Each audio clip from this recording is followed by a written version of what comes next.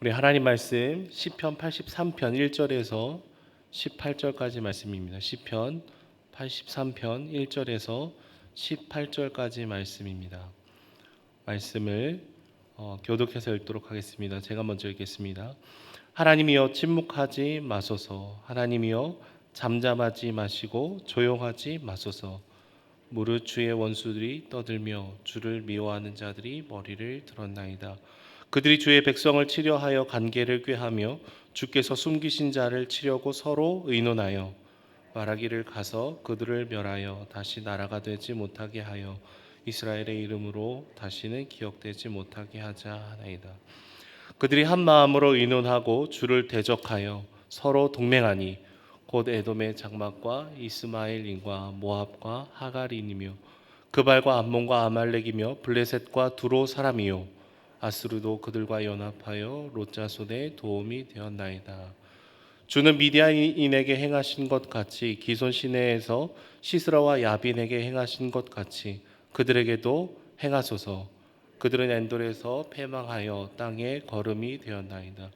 그들의 귀인들이 오렙과 스렙 같게 하시며 그들의 모든 고관들은 세바와 살문나와 같게 하소서. 그들이 말하기를 우리가 하나님의 목장을 우리의 소유로 취하자 하였나이다. 나의 하나님이여 그들이 굴러가는 건불 같게 하시며 바람에 날리는 지푸라기 같게 하소서. 삼림을 사르는 불과 산에 붙는 불길같이 주의 광풍으로 그들을 쫓으시며 주의 폭풍으로 그들을 두렵게 하소서. 여호와여 그들의 얼굴에 수치가 가득하게 하사 그들이 주의 이름을 찾게 하소서. 그들로 수치를 당하여 영원히 놀라게 하시며 낭패와 멸망을 당하게 하사 여호와라 이름하신 주만 온 세계의 지존자로 알게 하소서. 아멘. 여러분, 우리는 힘들고 어려울 때 우리의 시야가 굉장히 좁아지고 우리의 감정이 굉장히 격해지는 것을 보게 됩니다. 나를 둘러싸고 있는 문제에 저희가 함몰이 되기도 하고요. 그리고 우리의 감정은 굉장히 복잡해집니다. 그러면서 우리는 스스로 감당할 수 없는 사이즈의 이런 고통과 아픔을 책임질 누군가를 재빠르게 찾아 나섭니다. 화살을 돌릴 대상을 종종 찾곤 하는 것이죠. 어떤 사람이 될 수도 있고 때로는 하나님이 될 수도 있습니다. 힘들고 어려운 일이 생기면은 저 사람 때문에 그런 거야. 그 선택 때문에 그런 거야. 아니면 하나님, 이런 일들이 우리 삶에 왜 일어나게 된 것입니까? 주님은 왜 이런 일이 내 삶에 일어나도록 가만히 계셨습니까? 이런 것을 왜 내 삶에 허락하셨습니까? 라는 질문을 던지게 됩니다. 여러분, 우리는 너무나 빠르게 모든 원인을 하나님에게서 찾으려고 할 때 굉장히 많이 있습니다. 하나님은 마치 한껏 빚을 진 채무자처럼 우리들의 비난의 대상이 될 때가 굉장히 많으신 것이죠. 여러분, 오늘 말씀의 본문을 보시면은 오늘 시편의 본문도 원망 가운데 얘기를 시작하고 있습니다. 시편 83편의 첫 1절을 말씀 보시면은 무엇을 하지 마십시오라는 부정어가 한 절에 3번이나 반복이 되면서 말씀이 시작이 되고 있어요. 침묵을 하지 마소서, 잠잠하지 마소서, 조용하지 마소서, 이렇게 시작을 하고 있죠. 여러분, 침묵하지 말고 잠잠하지 말고 조용히 하지 말라는 이 표현은요, 지금 내게 닥쳐온 상황이 굉장히 힘들고 어렵고 긴박한데 하나님은 어디 계시냐, 주님은 왜 가만히 계십니까? 라는 질문을 하고 있는 것이죠. 그런데 이 질문에는 원망의 감정이 깃들어 있습니다. 역사적으로는 정확하게 어떤 상황인지는 다 알 수 없지만 이 시편의 저자는 굉장히 당황스럽고 급박스러운 상황에 놓여 있습니다. 10개 이방 나라들이 한 마음이 되어서 연합하고 그들을 끊어버리겠다라고 얘기를 하면서 이스라엘 민족들을 향해서 지금 쳐들어오고 있는 것이죠. 이런 절체절명의 위기의 순간 가운데 이 시편의 저자가 할 수 있는 것이라고는 무엇입니까? 하나님께 부르짖는 것뿐입니다. 하나님께 부르짖으면서도 당장에 처한 이 상황이 왜 이렇게 되었는지 하나님을 원망하는 마음이 들 수도 있습니다. 하지만 하나님은요, 위기 속에 처한 이 사람의 아픔, 고통, 이 사람의 마음을 다 이해하시는 모습을 보이고 있습니다. 그래서 이 시편을 기록하고 우리에게도 주어지게 되는 것이죠. 여러분, 어떻게 보면은 감히 하나님께 가만히 있지 마십시오, 잠잠히 있지 마십시오. 조용히 있지 마십시오. 라고 얘기하는 것은요, 피조물이 감히 창조주에게 얘기하기에는 굉장히 선을 넘은 것처럼 보일 수 있습니다. 하지만 중요한 것은 이 시편의 저자는 아무리 힘들고 아무리 어렵고 아무리 절망적인 상황에도 하나님을 의지하고 하나님 안에서 주님을 찾고 있다라는 것입니다.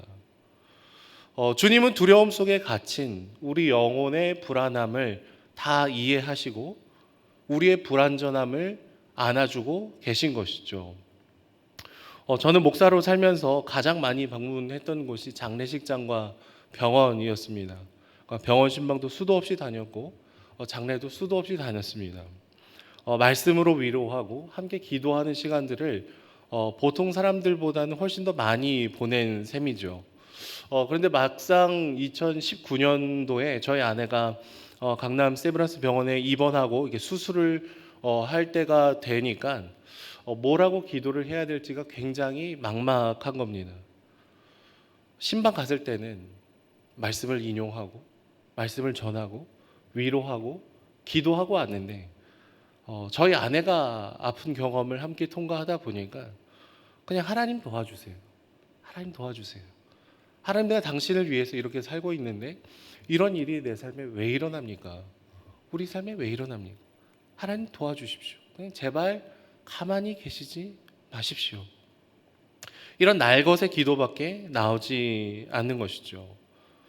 때론 성도님들의 아픔과 힘듦과 고통의 문제들이 오랜 시간 해결이 되지 않을 때가 굉장히 당혹스럽습니다. 전화를 할 때마다 상황은 더 힘들어지시고 기도를 하지만 낫지 않는 상황들이 계속해서 반복이 되면은 하나님 앞에 기도할 수 있는 내용은 굉장히 간단해집니다. 하나님, 제발 잠잠히 계시지 마십시오. 좀 움직여 주십시오. 우리의 상황을 열어 주십시오. 이런 기도만을 하게 되는 것이죠. 여러분, 우리는 감당하기 힘든 이 어려움이 다가오게 되면은 누구든지 원망과 의지 사이를 왔다 갔다 하면서 걸어가게 되어 있습니다. 하지만 중요한 것은 그럼에도 불구하고 우리가 의지할 대상이 분명히 있다라는 것입니다. 우리 옆에 서 계셔서 기꺼이 빚진 채무자처럼 우리 옆에 서 계셔 주시는 분이 있다라는 것이죠.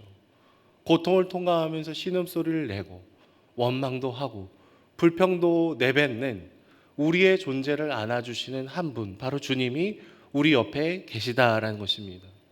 그분 앞에 나아가서 엎드리고 엉엉 울고 나면은 우리의 불안함을 다 쏟아내고 나면은 주님께서 다시금 우리 삶에 더 깊이 찾아와 주시고 하나님의 은혜를 회복시켜 주시는 것이죠. 여러분, 오늘 시편 저자의 기도를 자세히 보시면은 처음에는 그들을 쳐들어오는 이방 민족들이 그저 패배하기를 기도하고 있습니다. 날리는 지푸라기처럼 망하게 해 주십시오 라고 얘기를 하고 있습니다. 하지만 16절과 17절 말씀을 보시면은 조금 다른 방향이 나옵니다. 말씀에 이렇게 기록이 되어 있어요. 여호와여, 그들의 얼굴에 수치가 가득하게 하사 그들이 주의 이름을 찾게 하소서. 그들로 수치를 당하여 영원히 놀라게 하시며 낭패와 멸망을 당하게 하사 여호와라 이름하신 주만 온 세계의 지존자로 알게 하소서. 여러분, 기도의 끝이 좀 이상하지 않습니까? 멸망과 심판을 선포하면서 동시에 그들이 주님의 이름을 찾게 해달라고, 주님이 이 세계의 지존자이심을 알게 해달라는 얘기가 섞여 들어가게 됩니다. 여러분, 이것은 개인적인 복수심을 넘어서서 그들에게도 복음이 필요하다라는 것을 깨닫게 되는 것이죠. 시야가 좁아졌던 것이 다시 넓어지고 높아졌던 감정의 폭이 다시금 잦아드는 이유는 그들이 다시금 하나님 앞에 나아가서 모든 원망을, 모든 힘듦을, 모든 불안함을 쏟아냈을 때 하나님 우리 개인의 감정을 넘어서게 만드는 일들을 일으켜 주신다라는 것입니다. 특별히 3절의 말씀을 보시면 시편의 저자는 자신을 주님의 보물로 언급을 하고 있습니다. 주님이 나를 숨기셨다라는 표현이 기록이 되어 있는데요. 원어를 보면 이 숨기다라는 이 단어의 뜻은 너무나 소중해서 숨기다라는 뜻을 갖고 있어요. 그러니까 시편의 저자는 스스로 주님께서 보물처럼 소중히 여겨서 숨기는 자들, 주님의 소유가 된 자들, 그게 바로 우리다라는 것을 다시금 기억하는 것이죠. 언제요? 굉장히 힘들고 굉장히 어렵고 절체절명 위기의 순간에 처했을 때 그들이 다시금 기억하는 것은 우리는 주님께서 너무나 사랑하시고 존귀하게 여기셔서 숨겨주시는 존재들이라는 것을 기억을 하는 것이죠. 그래서 주님 앞에 있는 모습 그대로 나아갈 수 있는 것입니다. 모든 것을 때로는 주님 탓으로 돌리기도 하고 하나님을 몰아세우기도 하는 우리이지만 주님이 이 모습 그대로 나아가도 나를 안아줄 것이라는 확신이 있다라는 것이죠. 그리고 주님은 우리의 원망, 우리의 회피, 우리의 책임을 돌리는 모든 태도들도 기꺼이 허용을 해주고 있습니다. 그만큼 우리가 너무나 중요하고 그만큼 우리가 너무나 존귀한 사랑이기 때문인 것이죠. 그리고 그럴 때 주님의 존재 안에 깊숙이 들어갔을 때 복수와 원망을 넘어서서 상황을 넘어서서 자신의 원수들조차도 주님을 알기를 원하는 그 마음들이 조금이지만 꽃피우기 시작을 한다라는 것입니다. 주 안에 사랑하는 여러분, 여전히 오늘을 살아가면서 여전히 힘듦과 어려움들이 모두 우리를 비껴나가지 않을 가능성이 더 높습니다. 관계 문제, 재정적인 문제, 또 우리가 감당하기 힘든 문제들이 여전히 찾아오고 우리의 존재를 뒤흔들어 버릴 때가 굉장히 많습니다. 하나님은 어디 계십니까? 하나님 왜 이렇게 나의 기도를 듣지 않으십니까? 왜 이런 고통을 내 삶에 허락하셨습니까?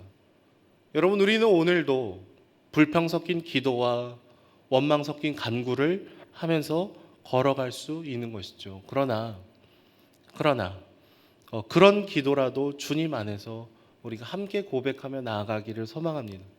고통이라는 길고 긴 터널을 저희가 여전히 걸어갈 수 있지만 그러나 주님 안에 여전히 거해서 때로는 투덜거리기도 하고 때로는 힘들다 외치기도 하면서 그러나 주님 품에 여전히 안겨서 주님과 동행하는 저와 여러분들이 되기를 소망합니다.